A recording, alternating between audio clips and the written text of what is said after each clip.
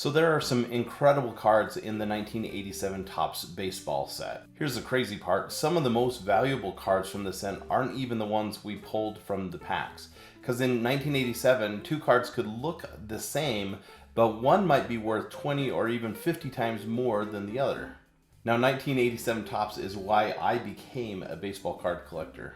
In 87, I'd ride my bike about a mile to the nearest 7-Eleven and I'd grab a pack of cards for 50 cents.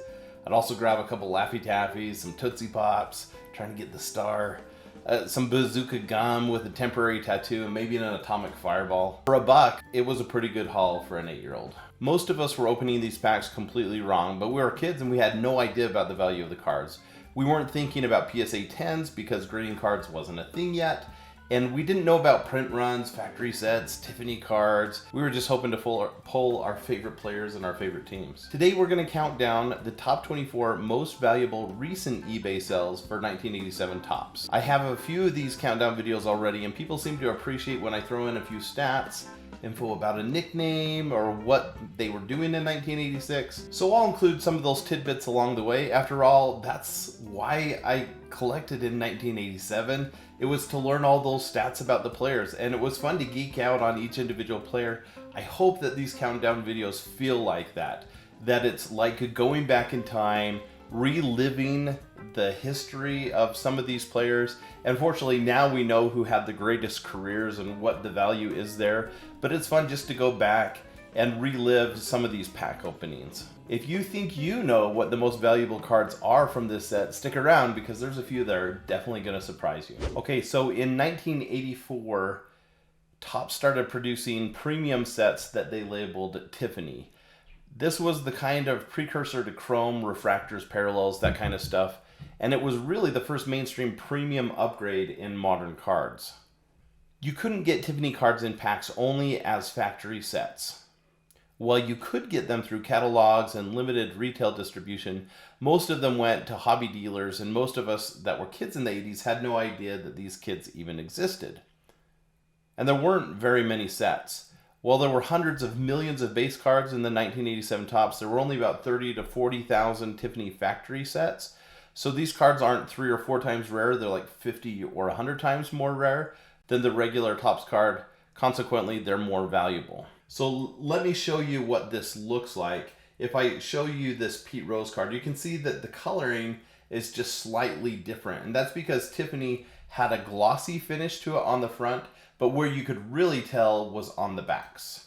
So here you see you've got this white back, and it was just brilliant white as opposed to the normal 87 Topps, which was a lot grainier, harder to read. So this was really a premium product. And because it was premium, it commanded a much higher price. When we look at these two Pete Roses, you can see here the regular one in a PSA 10 goes for $51.01, while the PSA 10 for Tiffany was $269.99. So that's where we'll start this countdown. Pete Rose was our number 24. So let's talk Charlie Hustle for a minute. Charlie Hustle, Pete Rose, he played from 1963 to 1986. So this was his last year as a player. 87 cards, of course, show the statistics from 1986. And in 1985 and 86, he was both a player and a manager for the Reds. Now, I didn't know this. His nickname, Charlie Hustle, I've heard that before, but I didn't know where it came from. In 1963, when he was a rookie, when he would go to first base on a walk, he would sprint. So he wouldn't walk when he got walked. He would run as best as he could. And so initially, he was kind of getting mocked by his teammates, but quickly this became kind of a symbol of his all-out style of play. And so it became this really cool moniker, Charlie Hustle. Now in 1986, Pete Rose was 45. So he's a player manager for the Reds. He appeared in 72 games. His batting average, you can see here, was only .219, so not great, especially historically where he was over a 300 batter. So his stats tailed off there in the last 2 years, but he was still one of the most recognizable figures in baseball. In 85, he had his 4,192nd hit. Of course, that broke Ty Cobb's record. And so he was a living legend. You know, he wasn't quite getting those same stats, but he was a legend for sure. Now, over his career, in addition to those hits, he was a 3-time World Series champion, a National League MVP in 73, and a 17-time All-Star across 5 different positions. So I had no idea about that, but he just did it all. And then, of course, his career batting average of .303. That's incredible. As I showed earlier, his PSA 10 is in a Tiffany, went for $269.99. That's good for number 24 on this list. Okay, now before we get into number 23, I want to talk about the difference between just a normal card and an autograph card. Now, back in 86, 87, you didn't have autographs that came in the pack. If you wanted an autograph, you would get an on-card auto by taking your card to a baseball game and having someone sign it there, or maybe mailing it in, or going to a fan convention. And I remember card shops would do stuff where players would make an appearance and they'd sign autographs. There were also specialized autograph signings. So that's how you would do it back then. Of course, since then, in 40 years, people have found these stars and have gotten their autographs years after the cards came out. But an autograph today is worth more than a base card. So as an example, let's look at our number 23. We're going to start here with Kirby Puckett. For a Kirby Puckett All-Star card in 1987, you can get it for $1. Not a big deal. But if you get that, is this a graded PSA 10, you know, grading it with good corners and stuff, that's going to increase the value. And you could get as much as $50. But if we then put the autograph on it, and have it graded, and actually this one's not even graded, it's just an on-card auto, you can get that for more than a PSA 10. But then with the graded, that's coming up here with number 23. We'll show that value here in a second. Let's talk about Puck. Now, he played from 84 till 95, and then tragically passed away in 2006 at just the age of 45 from a stroke. So he is a beloved personality. He had a lot of charisma, was a fan favorite there in Minnesota. And in 86, he was really hot. He hit .328, 31 home runs. You see out of the list of all the top homers, he made that top 10 list. I probably shouldn't call them homers. They hit home runs. All right. So 96 RBIs for the Twins, and he was one of the best all-around players. He finished 7th in the MVP voting that year, and was the centerpiece of a Twins team that would win the World Series the next year.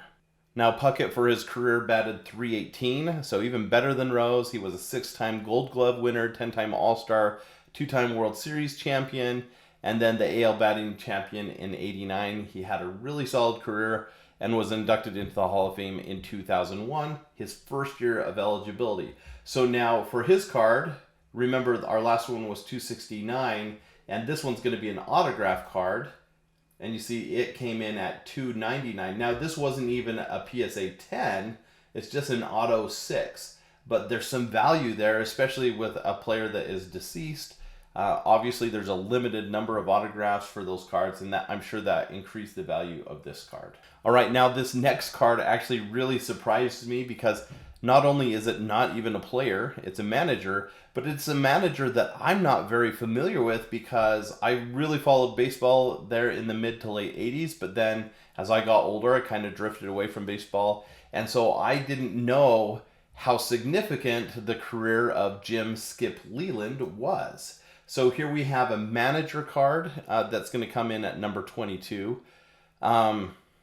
This was Leland's rookie season as a manager, and then he ended up managing through the 2013 series, so for a really long time. When he came to Pittsburgh, he was taking over a struggling franchise. The team finished 64-98, but this is where they started building up to being a real powerhouse in the early 90s. Over his career, Leland managed over 3,500 games with 1,769 career wins. He was a 3-time Manager of the Year in 1992 and 2006, led teams to 3 different pennants, and was a World Series champion in 97. And then he was just recently inducted into the Hall of Fame in 2024 as a manager. His card A Tiffany PSA 10 comes in at $321. Pretty solid. Now at 21, we have a player who's not a Hall of Famer. And if you want to think back to 1986-97, who was one of the most popular players who never made the Hall? There were a few at that time, but I think the one that should come to mind first for you is Donnie Baseball. Mattingly played from 86 to 2003, and I think Donnie Baseball, I'm not exactly sure where that nickname comes from, but I know that he had a really clean-cut image, a reputation of being one of the purest hitters in the game, and he really was the face of baseball. I think Dale Murphy kind of passed the torch to Don Mattingly in the late 80s as the face of baseball. Now, it wasn't just that he was clean-cut and a pure hitter, but look here at the statistics on this baseball card. He had an incredible run starting in 84 with 23 homers, then 35, 31, a lead leaguing 145 RBAs in 85. But then look at this, batting average 343, 324, 352. He was just a good hitter. You see that in 86 he led the league in hits, doubles, and slugging percentage. He finished second in the American League MVP voting that year, and over his career he had a 307 average, won the 85 MVP, was a 6-time All-Star, a 9-time Gold Glove winner, 3-time Silver Slugger, led the American League in hits in 84 and 86, and doubles in 86 and 87, and in RBIs in 85. Now you'll notice most of those things are what we see here, which means his career stats did start to tail off a little bit after this peak in 86, and that's the reason he's not in the Hall of Fame, but it's not too late. Donnie Baseball could get in at some point. Now his card is also a Tiffany PSA 10, and it comes in at $325, locking up spot number 21. Now at spot 20, we have a player that I was totally unaware of in 1986-1987. This was his rookie season here in the 1987 Topps, and he definitely had a solid career. He wasn't an MVP or a Hall of Famer, but he was a solid pitcher. Now, think back, who was a rookie pitcher in 86? We had some awesome power hitters, but who were our pitchers? Well, number 20 was Dave Cone, and here we see his Tiffany card, that brilliant white, and not a lot of stats here for him in the 86 rookie season. Coney only appeared in 13 games with 11 starts, but he was showing a lot of potential. Now, he went on to be a 5-time World Series champion, a Cy Young Award winner in 94. He had 2,668 career strikeouts and threw a perfect game. He was also a 5-time All-Star, but just didn't have that consistent high performance over many seasons to be inducted into the Hall of Fame. I think he's a long shot for the Hall at this point, but definitely a solid career. And his Tiffany PSA 10 comes in at $325. You'll notice this one is autographed. So the value, of course, is increased because this was, not Tiffany, this was a Topps traded, which was also kind of a specialty set. I don't know as much about the Topps traded, but PSA 10, Auto 10, that's what drove the value up on this one. Right now, coming in at number 19 is our first duplicated or repeat guess. So it's going to be Donnie Baseball, but this is an all-star card, and this one was surprising to me because an all-star card typically is not worth as much as the base card unless it's autographed or whatever, but this isn't autographed. It is a Tiffany card, but the value surprised me, and you guys might be able to help me out with this. It sold for $325, and here on the eBay listing it said trademark on the front. So that's this Topps trademark here. Is that an error? Like, I don't know. I looked this up and I couldn't figure out if that's an error or if that was a common thing. But this obviously went for a lot more. I think this is the only like base card all-star that's not autographed that makes this list. Actually, I think the Kirby Puckett and this one are the only two all-stars from 87 that made this list, and it came in at $325. Now, number 18 is also a repeat guess, but this one's a slightly different. Now we've got the Pete Rose manager card. So earlier we saw the player card, now we see the manager card, and I like seeing that on the back of the manager cards, this was the team checklist. I actually really loved how they did that instead of having like the team cards. And they also had that in the 87 tops with those like washed out team cards, and then on the back it would be like the leaders of the team and their statistics. I liked those two things because when I collected, I actually used this as a checklist, but it was cool just to know who was on the team. So for my favorite team, the Cardinals, I could go through there and be like, all right, how many of these do I have, and keep track of it that way. It was really, really cool. So the Pete Rose manager card at number 18 comes in at $338.20, and you'll notice that the value here, why it's worth more than the player card, is because this is an autograph. Not just an autograph, but it got the Auto 10 and the Gem Mint 10, which means the card's in perfect condition, and it's an easy to read, really nicely placed autograph. So really great card here for $338. Whoever has that in their collection, that's a nice card to have. Now at number 17, this is a player that I wasn't really familiar with because this is his rookie season, Rafael Palmeiro. I don't know a ton about him. I know he had a solid career, but what really got me excited back, and this is one of the cards I actually pulled as a kid, it's the Future Stars. And the way the Future Stars look for these rookie cards is just really, really beautiful. Now, some of the best rookies from this set are not Future Stars. Some of them are. In fact, when we get to the top 5, you'll see both, and neither will surprise you that they're in the top 5, but one's a Future Star and one's not, or two are not, I guess. But here we have Future Star with Rafael Palmeiro. He had a really solid career, a Hall of Fame type career with 569 home runs, over 3,000 hits, was a 4-time All-Star, 3-time Gold Glove winner, and a 2-time Silver Slugger.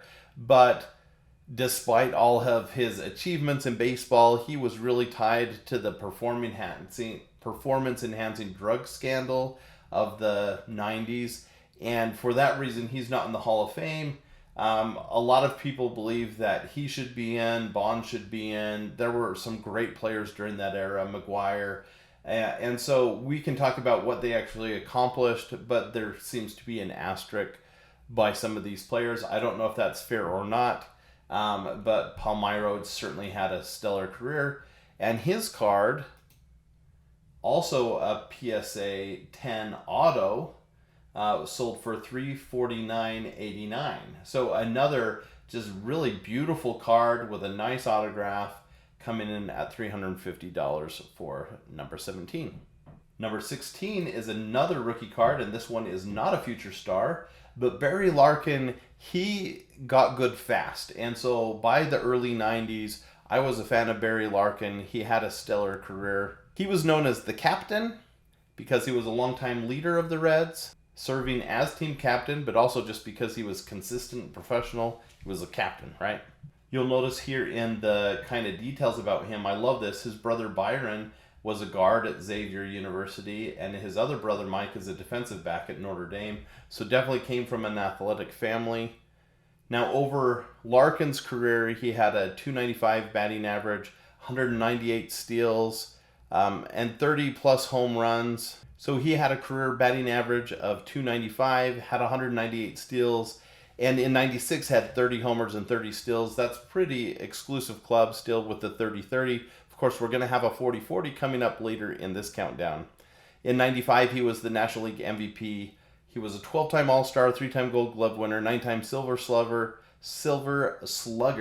and he was inducted into the Baseball Hall of Fame in 2012. His card, a PSA 10 Tiffany card, came in at $388. Now, before we get to number 15, I want to talk about something else that I didn't really know about in 1987, and that's this All-Star mail-in set. I don't know why I didn't know about this, because in every single pack of cards, you got this little thing that had Spring Fever Baseball, and then look at this, special offer, sets of 10 glossy baseball cards. So you could collect these in sets of 10 if you mailed in 6 special offer cards, so these things, plus $1 for each set ordered. So you could get this set of 60. And obviously these are going to be more rare than the base cards because not everybody mailed away for them. And so we have a few of these mail-in cards that made the list, and I had never even seen these before because I didn't collect these cards and none of my friends did. But you see some of the stars here. These are all stars during this time. There were a couple of rookies, and we'll get to one of those in a minute. But first, let's go to number 15, and we're going to see him later in the countdown. But in my opinion, this was the hottest player of 1987, and that is Jose Canseco. So here's his mail-in card. On the back, it's really simple. It's just the All-Star set, 59 out of 60. But of course, Canseco was part of the Bash Brothers with Mark McGwire, and he really put the A's on the map there in the late 80s. So in 86, which was actually 85, I believe. So his rookie card was 86, but so this was a second-year card. But he had kind of what was deemed his rookie season because he had a full season with 33 home runs, 117 RBIs, and was the rookie of the year that year. Now, Canseco is another one who didn't make the Hall because he got tied up with the drugs scandal, but he did hit 462 home runs. He was the 88 MVP right after, 2 years after his rookie season. He was a 6-time All-Star, 2-time World Series champion, and the first 40-40 player in Major League Baseball history with 40 home runs and 40 stolen bases. And he did that in 88. And I mentioned this I think was the hottest player of 1986, the 1987 series. But this is not the card, and we'll get to that card later in the series. It was the card that I most wanted to pull when I was a kid. But the value here on number 15 is $400 for this mail-in card in a PSA 10. This isn't a Tiffany or anything. That wasn't included in those sets, so this is just kind of a base card in a 10, but they're more rare, and so that's why the value is so high. So now let's move into number 14, which is another mail-in card, someone I had no idea was a player, and that's Kevin Mitchell. Now, Kevin Mitchell was a great player. He had the nickname World because his teammates thought he just had this larger-than-life personality, like he was on top of the world, and he just got that nickname and it stuck, World. So 86 was his rookie season, and he played a key role during the Mets World Series championship season. Over his career, he had 234 home runs. He was the 89 National League MVP, a 2-time All-Star, World Series champion, of course, his rookie season in 86, and known for leading the National League in home runs with 47 and 125 in his MVP season. So he was really great. I don't know why I don't remember him because I was paying attention to baseball during that time. I just must not have been a very big fan of the Mets. And there you go. He's not in the Hall of Fame, but had a solid career, and his mail-in card in a PSA 10 went for $405. Now, the mail-in series was one that I didn't know about, but one that I did know about was this All-Star series. You see, this is 1986, but it came out in the 1987 rack packs. And they did this every year where they take the All-Stars from the previous year and throw one of those on the top. And I think most rack packs had one of these All-Star cards on it. You see, it's a set of 22, and you're going to get these stars. Now, what makes them unique is similar to the Tiffany cards. There was a really brilliant white with a gloss on it. And so these are referred to as All-Star glossy cards. And we have a bunch of them at this stage of the countdown. So moving into number 13, we'll see our first All-Star glossy with Mike Schmidt. Schmidt had been playing for a while in 1986, but he was still pretty hot. He hit 290 with 37 homers and 119 RBIs, finished second in the National League voting for the MVP, and even in his mid-30s, he was just this premier power hitter, one of the most dominant players in baseball.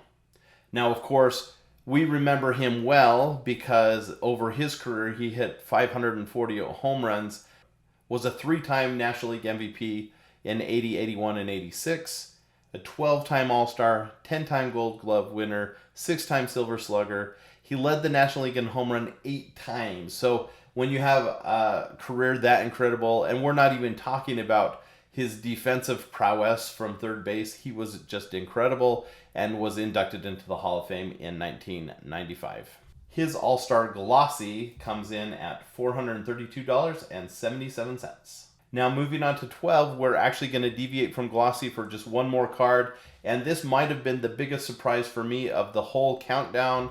Aggie or Aguilera had a solid career, 318 career saves, 1,042 strikeouts, 3-time All-Star, World Series champion in 86, so he was really hot. One of the top closers in the early to mid 90s with a 42 save season in 91, but not good enough to be in the Hall of Fame. So why do we see Aggie here in this high in the list for a Tiffany PSA 10? And the answer to that is, I don't know. This wasn't even his rookie card. As you can see, this was his second season. And all I can think is when you see outliers like this, where it was a good player, but maybe not a Hall of Famer or an elite player, but it's overvalued or, just comes in higher like that. It's typically because somebody's trying to complete a set. So they're trying to get a PSA 10 of like all the players, or maybe they want all the Mets in a PSA 10. And so if the pop is low, and that's why on this last slide I showed you here, this pop, there's only 9 PSA 10s in the world. And so that's going to drive up the value. Whoever wanted this really wanted it to complete a set, or maybe they were an Aguilera fan. But whatever the case, it drove up the value. So at number 12, Rick Aguilera is coming in at $500, which was really surprising to me, but great player. And I'm thrilled that somebody was willing to pay that much for his card. Okay, now with number 11, we're going to go back to our All-Star Glossy, and this is someone I would expect to see this high on the list. Cal Ripken had an incredible career. Of course, he's known for his consistency. He was called the Iron Man because of his record-breaking streak of consecutive games where he surpassed Lou Gehrig. In 86, he hit 282 with 25 homers and 81 RBIs. This wasn't his MVP peak, but he was one of the premier shortstops, a great defensive player, and he was just so reliable. Over his career, he had 3,184 hits, 431 homers. He was a 2-time AL MVP in 83 and 91, a 19-time All-Star. Holy cow. 8-time Silver Slugger, 2-time Gold Glove winner, and then, of course, that streak of 2,632 consecutive games played. Well deserving when he was inducted into the Hall of Fame in 2007. Fabulous player, and his number 11 card came in at $560.99. Now, number 10 might surprise you because while Cal Ripken was a Hall of Famer and was well known, Keith Hernandez also had a really solid career. Not a Hall of Fame career, but a solid career, but came in higher. And again, I'm guessing that this one was valued a little higher just because it's harder to get. Less of these were graded than the star players from that time. So while Keith Hernandez, or Mex, it was what he was known as, had a great career, it just wasn't as high as some of the others that will make the top 10. In 86, he hit 310 with 13 homers and 83 RBIs. He was 4th in the National League MVP voting. He was a smart and a reliable player, great contributor on the team. And I know a lot of people think he should be in the Hall. His career average was 296. He was a 2-time World Series champion, a 5-time All-Star, 11-time Gold Glove winner. He was the 79 National League MVP and was just a really great defensive first baseman. But those batting stats probably weren't high enough and probably won't be high enough to get him in the Hall, despite a really solid career as a first baseman. His card comes in at $565 for the PSA 10 of this All-Star Glossy card. Now, number 9 is a non-Hall of Famer, but again, this is part of the drug scandal. Roger Clemens, the Rocket, was definitely hot in 86 and only got hotter over the next decades, right? He just had a phenomenal career. In 86, He had one of the most dominant pitching seasons in history. He went 24-4. He had a 2.48 ERA, 238 strikeouts, won the Cy Young Award winner for the American League and the American League MVP.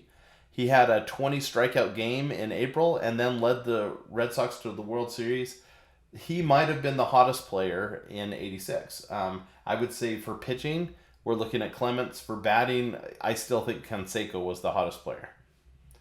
Now, over his career, Clemens had 354 wins, 4,672 strikeouts, which is third all-time, 7-time Cy Young Award winner, 2-time World Series champion, 11-time All-Star, and was, of course, the MVP there in '86. He was hot, but didn't make it into the Hall of Fame. His card also went for $565, just like Keith Hernandez. Okay, now as we get to number 8, this is going to be what I think was the most valuable card of 1987. This was my number 1 when I was a kid, and even today it's probably my number 2. If you can't guess it from what I've said previously, shame on you. We're looking at the Jose Canseco Topps All-Star Rookie. This is a beautiful card. I remember pulling this from a pack when I was a kid, and I still have that card, but it is in horrible condition because I looked at it all the time. I was so proud of this card. I would shuffle it into my other cards. I would, memorize. There wasn't much to memorize. It's all his minor league stats, but Canseco was so hot at that time as part of the Bash Brothers, and so this is one of my most beloved cards in my personal collection. This card went for $711.11. What I love about this, and I'm sure this probably had something to do with it, I got this pack where I pulled my Canseco at a 7-Eleven convenience store. And so there's some significance there for me personally. I love that whoever paid for this, of course, this is the Tiffany version, so I shouldn't have even showed this back. I should have showed the white back. But for the Tiffany version, it came in at 7-11-11. I love that. That's really, really cool and poetic. All right, now to number 7, another All-Star glossy, and one that shouldn't surprise us.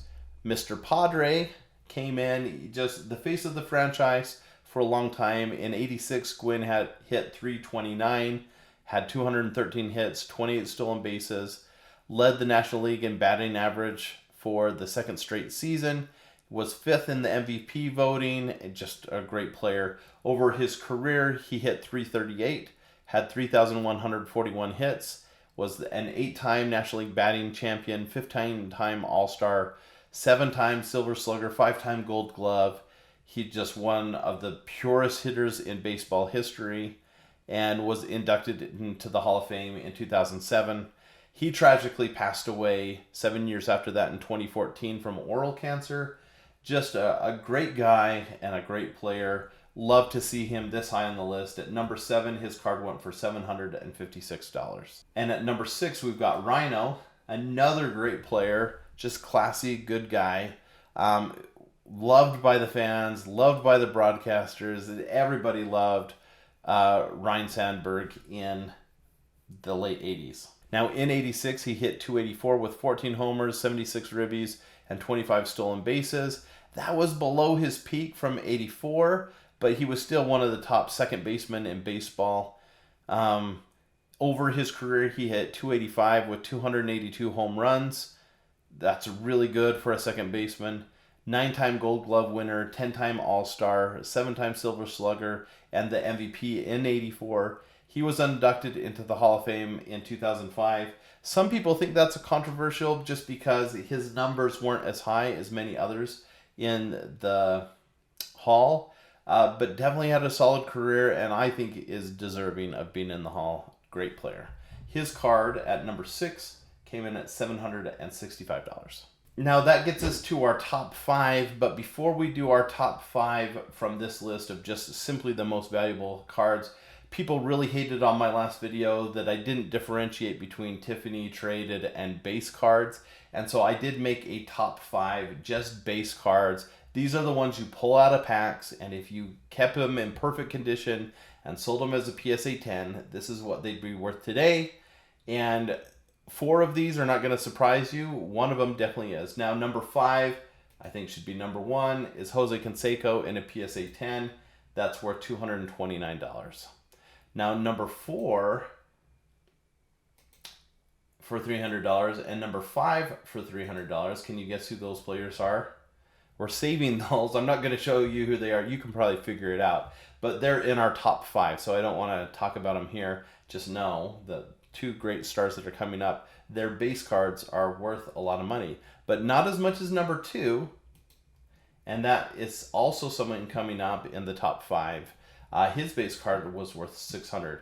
Now, the most surprising of these top 5 base cards, none of this is surprising. Great players, great cards. All of them are rookie cards, and didn't surprise me. But in the number 1 spot, I'm not surprised he made the list of top 24. I am surprised that he was the number 1 base card. And what surprised me even more is it went for an insane $3,000. And look at this. It's just a normal PSA 8. It's not even a 10. And I have no idea what happened. How could this ever happen that somebody actually paid $3,000? They lost a bet. They got scammed. Maybe none of these have been graded and this is the only... I have no idea what's going on here. But Nolan Ryan in January of 26 had a PSA 8 sell for $3,000. That's legit. So he's number 1 out of the top 5 baseball cards, or base cards. Now that also puts him at number 5 overall on this list, because you already, spoiler alert, know that it went for $3,000. So we saw a huge jump because at number 6, Ryan Sandberg's only went for $765. So now we're jumping from $700 to $3,000 or more for our top 5. So these are the cards you really want to pull if you're pulling cards today, or if you can get them in a high grade. These are the ones you want to chase, is these type 5.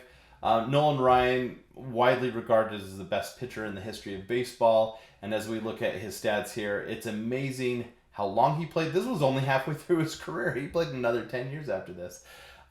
Just the Ryan Express, he was incredible. In 86, he went, let's see here, 12-8. He had 194 strikeouts, a little low for him. A 3.34 ERA. But over his career, a staggering 5,714 strikeouts. Of course, that's the all-time record. It will never be touched. He had 7 no-hitters, also an all-time record, will never be touched. 324 career wins, 11-time All-Star, led the league in strikeouts 11 times. I really think that he is deserving of the title, greatest pitcher in the history of the sport. He was inducted in the Hall of Fame in 1999, and of course his card went for $3,000. So now I want you to think, who would be in the top 4? Who have I not shown yet that you think should be in the top 4? They're all going to be rookies here. One of them is going to surprise you, but it's not going to be number 4, except unless you expect this to be number 1. Barry Bonds comes in at number 4. Bonds, referred to as the home run king because he broke Hank Aaron's record. In 86, this was his rookie season. And he actually had a pretty solid rookie season. 16 homers, 48 ribbies. That's pretty good for just 413 at-bats. He had a good rookie season. Oh, and I shouldn't neglect showing that he had the 36 stolen bases. Also significant there. Of course, over his career, he has jaw-dropping statistics. 762 career homers. Of course, that's the all-time leader. 7 times National League MVP. 514 stolen bases. 2,935 hits. 14-time All-Star, 8-time Gold Glove, 12-time Silver Slugger, and the only player in Major League Baseball history with 500 home runs and 500 stolen bases. Now, he is not in the Hall of Fame because of the drug scandal, but, whatever the case may be, definitely one of the greatest hitters in the history of the game. And before I show you what his Tiffany PSA 10 looks like, let me show you something else that's kind of interesting. We haven't had this really crop up here, but he would have made it into the top 5 with his SGC 10. Now, SGC is a newer player to the grading game. They have these tuxedo, wrappers on them. A lot of people really love SGC, but the SGC 10 went for $2,000, which is not what the PSA 10 went for. So even though this was a Topps Tiffany, by grading it with SGC, the value was $2,000, but had it been graded at a PSA 10 for, or as a Tiffany card in a PSA 10, that one went for $3,500. So the PSA grading still holds a lot more value than SGC or Beckett or CGC. Is that the other ones? I don't know all the grading companies, but PSA is still kind of the golden standard for that. And this card went for $3,500. Now, number 3 is another rookie card that we have not talked about yet in here, except for when we talked about Canseco and the Bash Brothers, and that's Mark McGwire. Now, there's some debate on whether or not this is truly his rookie card because he had that Olympic card in the 1985 Topps set, but 86 was his rookie season, so most people view this as his true rookie card. Big Mac didn't look to be a huge star here in 86, 3 homers.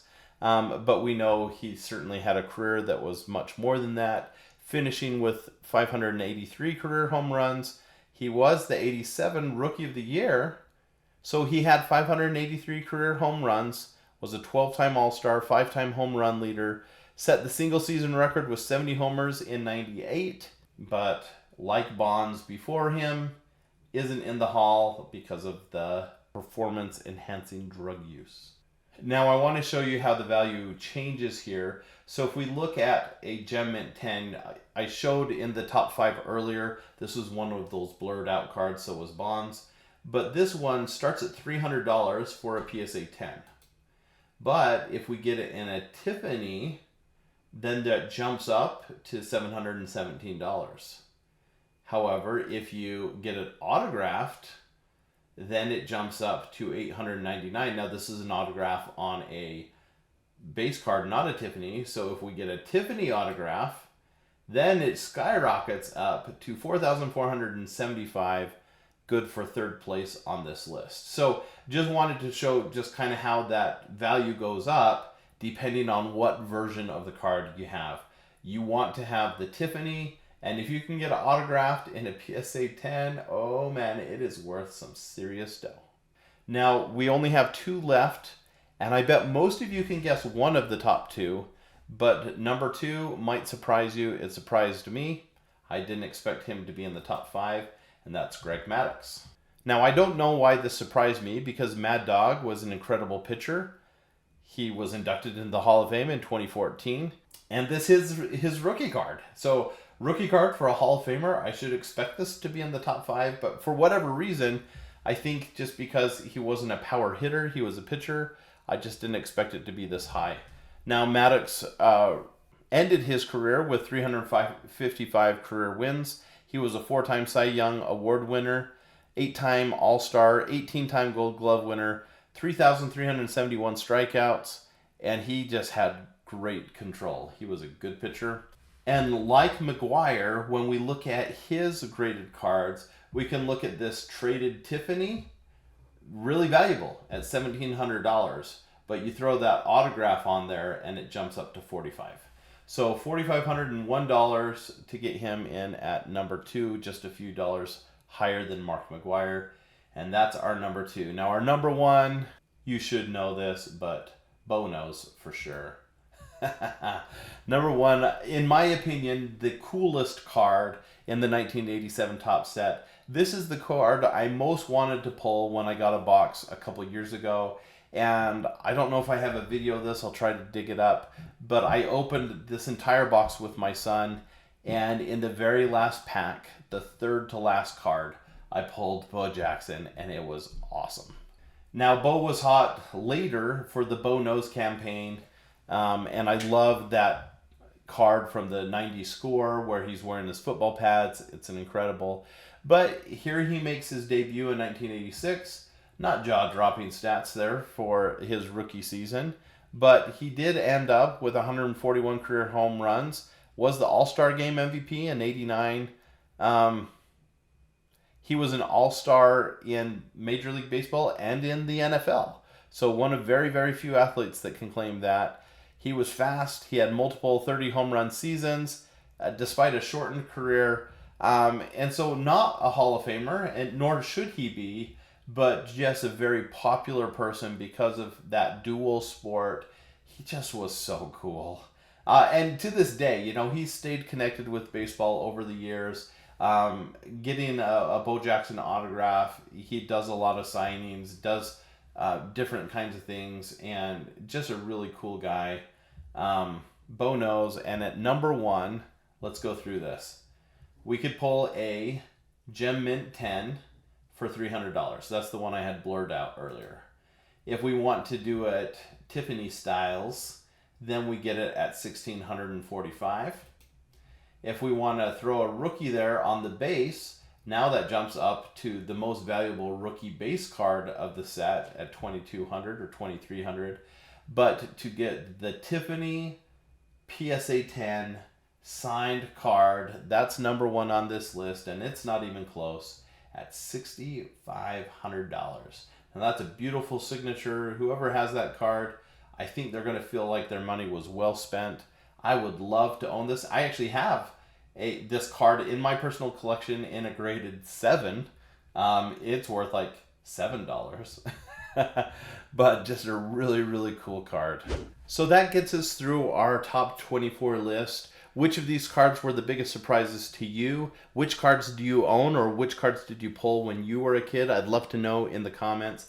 I do want to show, I just opened a card. I was looking up my Spring Fever card, and I pulled one of my favorite cards from this set. So let's end this video with me opening that card. Okay, this is a reseal, but I wrapped it back up because I opened this as I was researching. I wanted just to get the sweepstakes card, but it ended up being an amazing pack. So I wanted to open it for you here. There's our gum, nasty. Our gum card. We'll do those at the end. But there's the card I was looking for right here. I wanted to see how you could get that special set. But let's see what else we got here in here. We got Dave Schmidt, Gary Ward, checklist card with the wood paneling on the front and the back. Ernie Wett, Ed Wajna, and then there you go, Jose Canseco. Look at that beautiful card. This was the card that when I was a kid, this was the biggest pull I ever had. It might not be the most valuable, but it was the one I was most excited about. And then check this out, right behind it, the second most impactful card for me. I loved Ozzie Smith. These two players for 87 were the pulls for me, this and the Bo Jackson. And then we also got Cardinal Todd Worrell, so 3 in a row, just incredible. What an awesome pack. And then on the back end, I don't think there's much here. Wally Backman, Candy Maldonado, Mike Krukow, Ray Knight, Fred Tolliver, Leon, Greg Brock, and Ken Obergefell. But it's that. These two cards right there. That is where it's at.